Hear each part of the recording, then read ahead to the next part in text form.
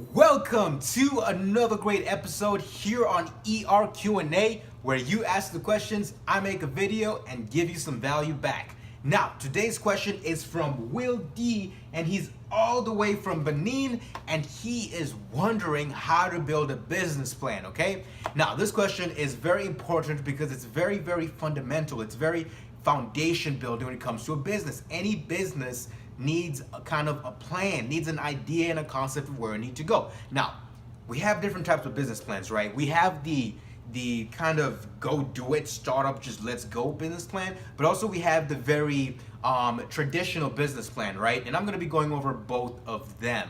Now, the one I really want to go over, by the way, Will D, me and him were exchanging in French because, he messaged me in French.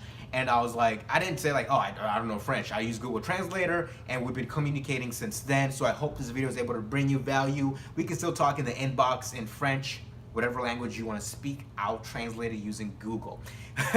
So let's get back to the topic here. So the question he had was basically about building a business plan.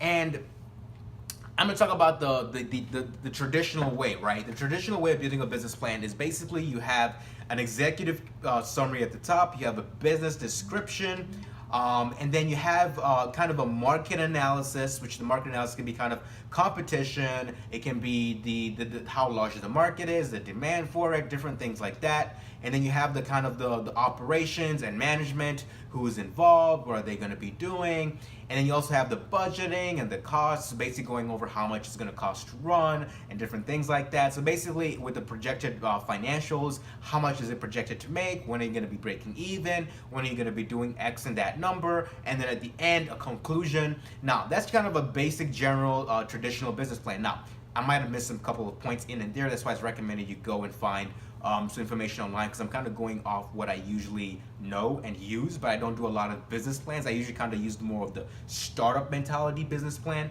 But let's break down the traditional one and go over the different things you need that are very important when it comes to the business plan, the traditional way. And then I'll talk about my kind of like the rogue and kind of like startup and kind of like let's just do it kind of business plan. Okay, so the first thing is executive summary.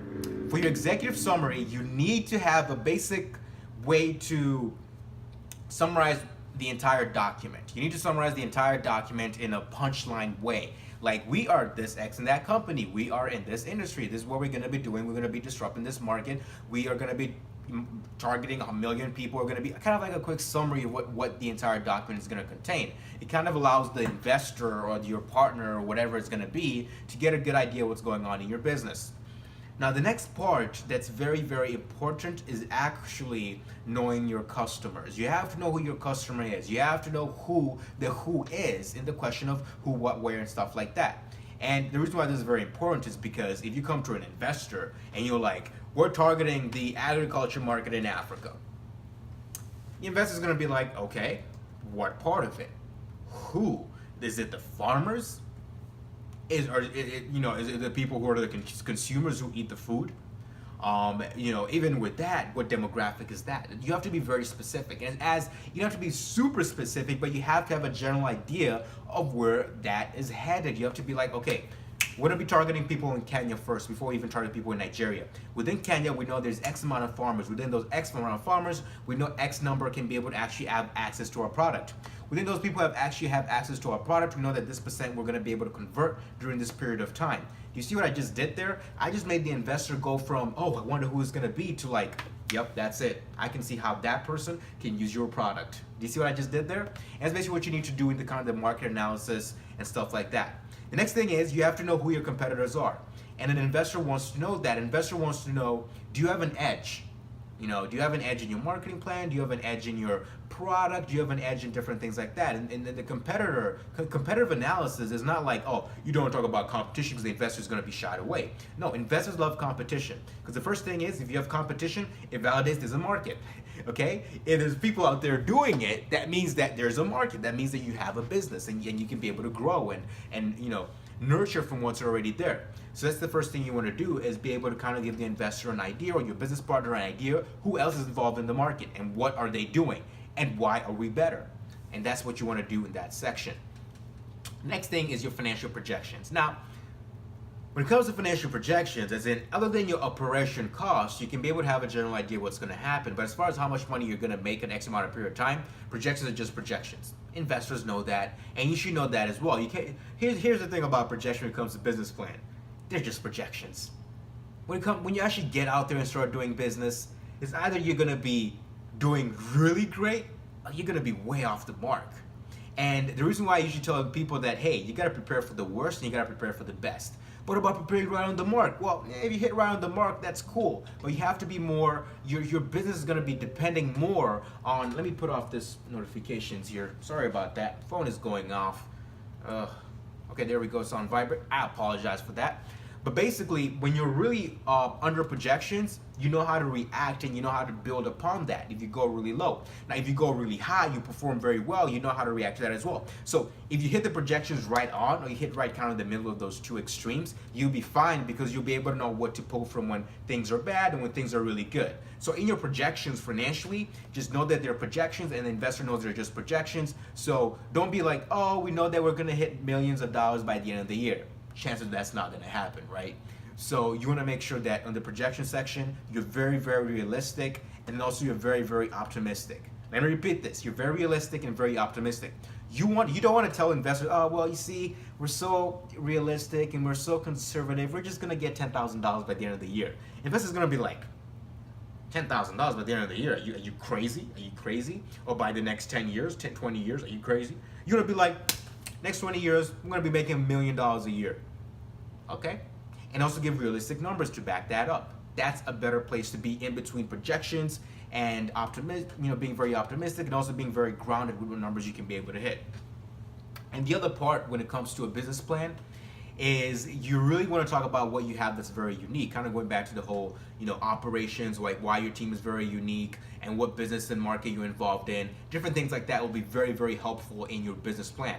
Now, I'm not much fan of a traditional business plan. I do know about it because in college I had an opportunity to work with a professor who helped us with one of our business plans.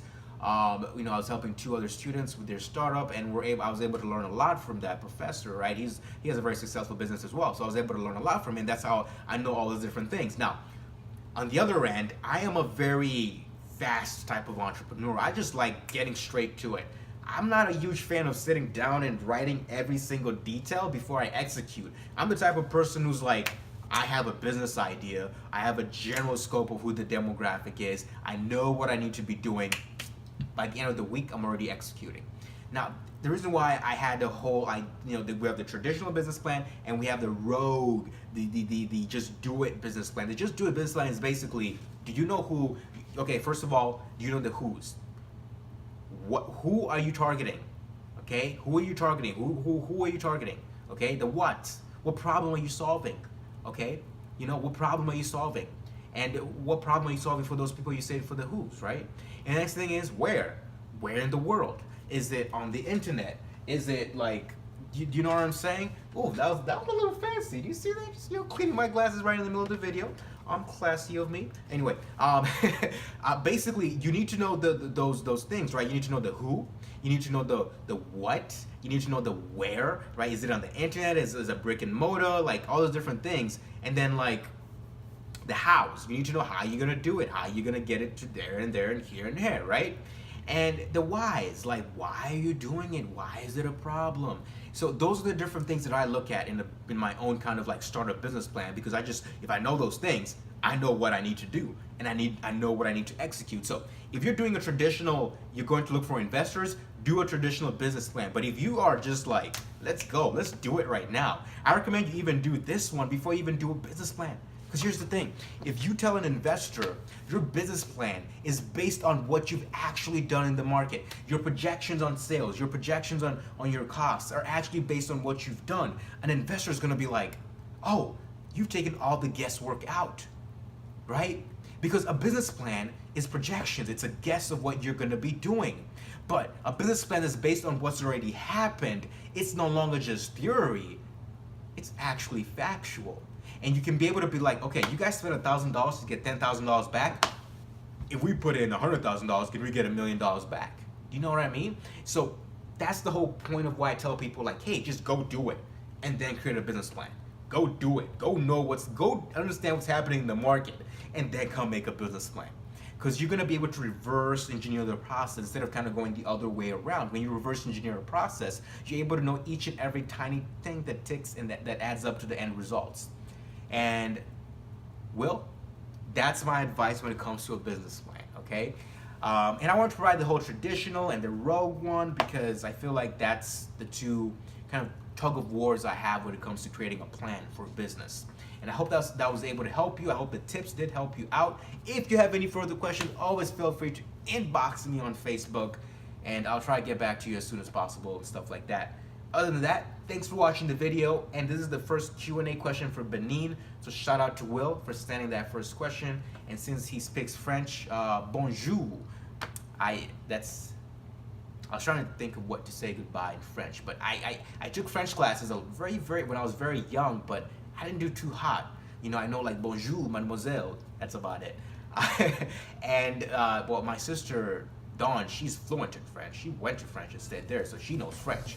So maybe she should have done this video in French, but you know, she doesn't have, you know, the fire like I do, you know what I'm saying? But anyway, thanks for watching the video. Peace out, and see you on the next episode. And also send your questions if you have any questions. Comment section below on Facebook, YouTube, or inbox me on Facebook inbox or whatever it might be, and we'll talk more. All right? Peace out.